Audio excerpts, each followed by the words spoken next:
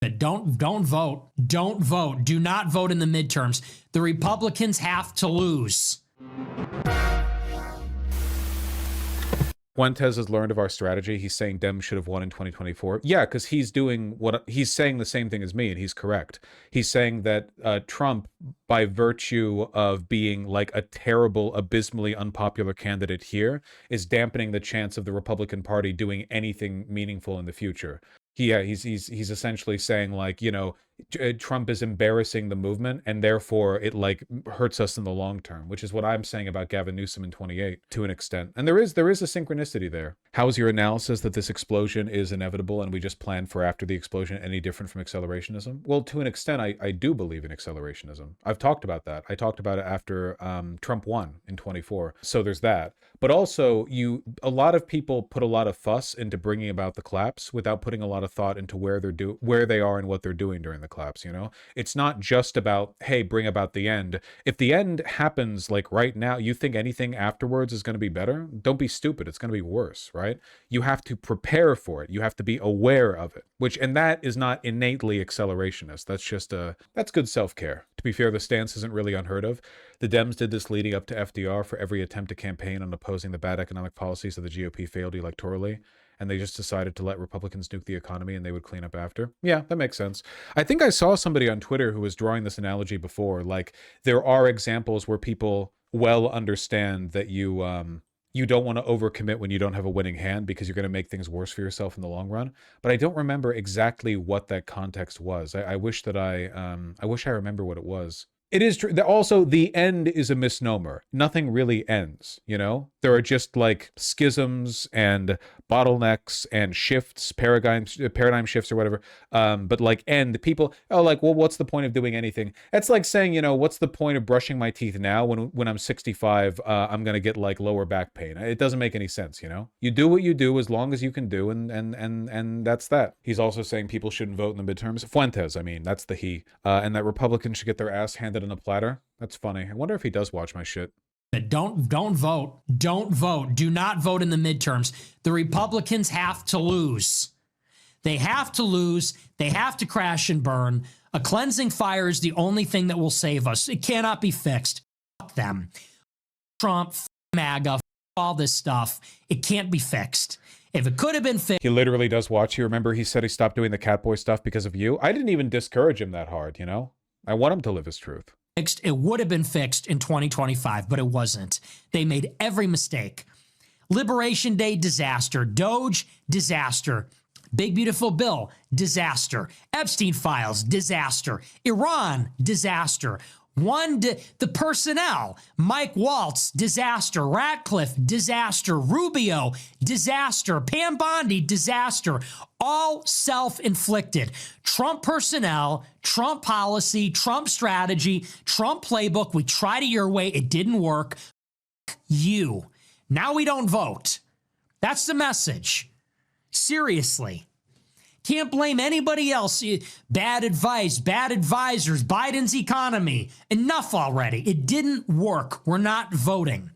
I'm staying home. The problem is he thinks Trump was too left. Well, no, because as has been established, Nick Fuentes doesn't really care that much about the Nazism thing, right? Politically. What he cares about is being an influencer and having funny, edgy positions.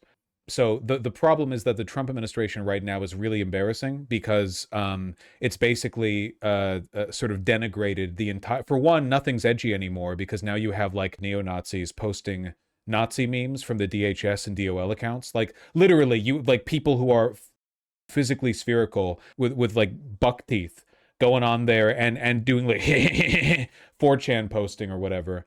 Poll posting from government accounts. So for one, they're aping, you know, his demographic. They're taking his shit basically. But also, like he's identifying the fact that Trump has basically not gotten anything done and is actually just tanking conservatism optically for the American public, which is completely true. Look, again, Fuentes doesn't really. No one actually wants a Nazi Germany anymore. Nobody wants a Nazi America. Nobody cares. Nobody actually wants 100 million deported. Nobody supports the policies or the money or the expenditures or the effort or the sentiment that would go into doing that. Everyone just wants to virtue or vice signal or whatever, you know, like there's no actual drive. What they want is a real narrative, which is why, and by the way, you know, I know that like Fuentes likes Mamdani or whatever, which is why Fuentes liked Bad Bunny's midterm show, not midterm show, God, in my brain, halftime show, which is why, like, you could, if you just flip the script a little bit, he'd be fine. He'd be like a Mamdani guy or whatever. You just want a narrative. Dems don't give a narrative. Republicans do. Any idea how his audience is taking all this? Without having seen it, my guess is that a core group of ideologically motivated neo-Nazis are very upset, but the larger portion are people who either view Nick Fuentes as like a funny lolcow or just a comedy guy who has a political bent, you know?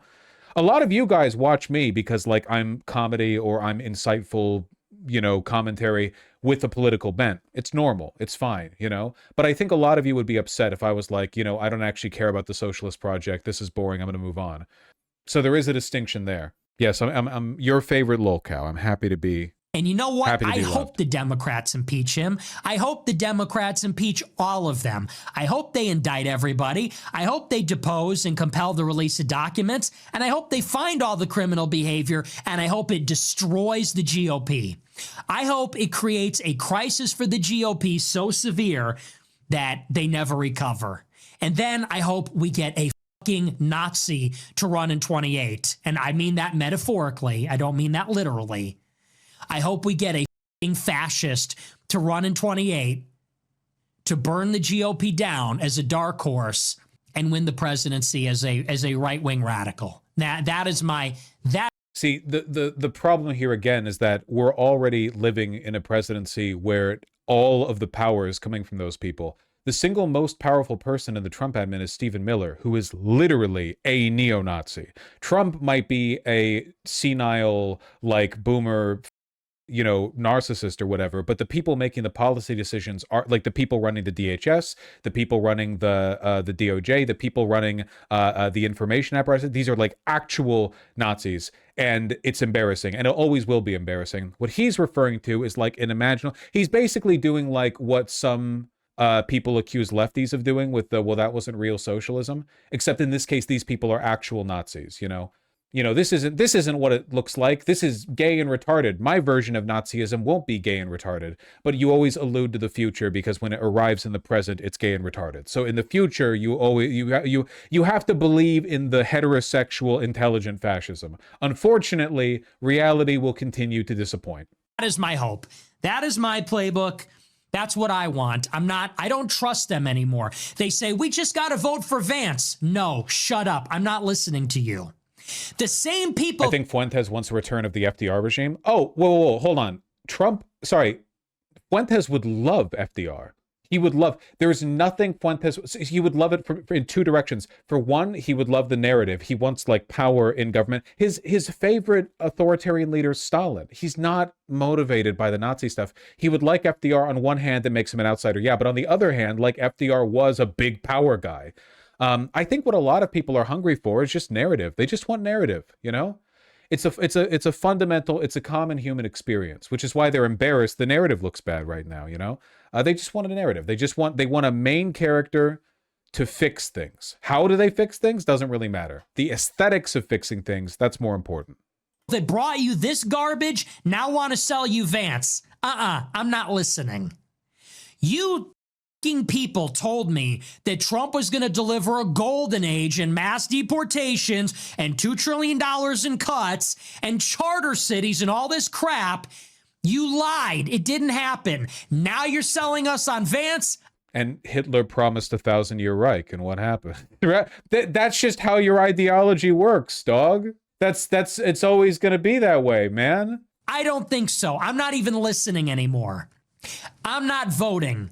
And they could say whatever they want. Say whatever you want.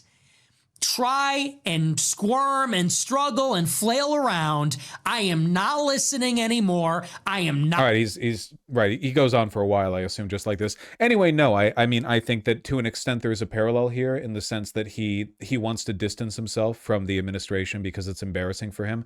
The difference being, of course, that like he's not ideologically motivated. I am. Even if I could get all the aura points in the world, like this is my credibility. Okay, I kneeled before the cross that is the Democratic establishment. I advocated for people to vote for both Biden and Kamala Harris. I did not win any aura points with that. A lot of you might not remember, but the very first wave of big backlash that I got as a content creator was in 2020 advocating people vote for Biden. That was like a serious, like months and months of continued video essays and harassment and people hate posting about me and so on and so on.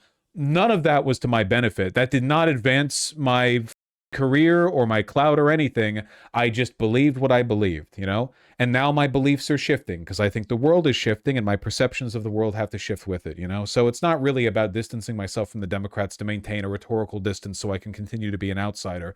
It's that, you know, you got to do better than Gavin Newsom. I'm sorry. And you were wrong back then? Well, again, with the benefit of hindsight, I think that it would have been better if Trump won in 2020, but I don't think there's any way I could have predicted that back then. I don't think anybody back in 2020 would have assumed like not only will Biden be a do-nothing Democrat, but they won't do anything about Trump, and then Trump will win again, and the Democrats will just let him do whatever. Like, maybe some people were saying that, but I feel like that was a prediction born more out of cynicism than informed. Like, sometimes people are right because they're lucky, is what I'm saying. So you can say that's cope if you want. I'll take that. I'll fall on that sword. But I feel like we're in a worse timeline than a lot of people could have predicted fairly based on the evidence that was available in 2020. Eesh. God damn. But Biden was more progressive than you expected. Sure, but it didn't do anything. Like, Biden was more pro-LGBT than I expected, but support for LGBT rights went down during his presidency. You know, Biden was more pro-labor than I expected, but right now, in terms of like corporate deregulation and so on, we're in a worse position than we were at the end of the Trump era. So it's not like, sure, like he ended up being better, but what about, you know, yeah, not to mention Gaza. Did something happen in Gaza? If so, I haven't heard about it.